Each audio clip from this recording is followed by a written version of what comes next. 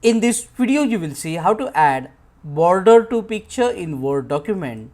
To add border to picture in Word document, click on the picture to select the picture, then right click, and here you will see the option of format picture. We can make use of this option to add border around our picture. After clicking on it, click on the first option, fill and line, and here you will see the option of line. Click on the drop down. At present there is no line, that means there is no border, and to add a line, just select the option solid line, and now you need to select the color of the border.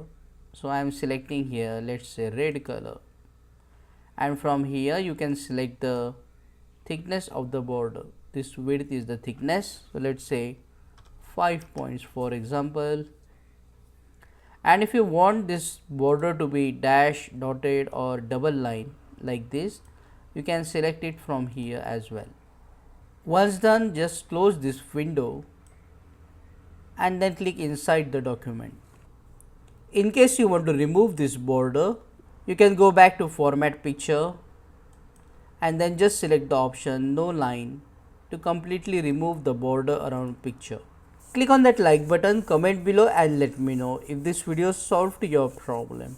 And don't forget to check out these useful videos if you want to learn Microsoft Word quickly.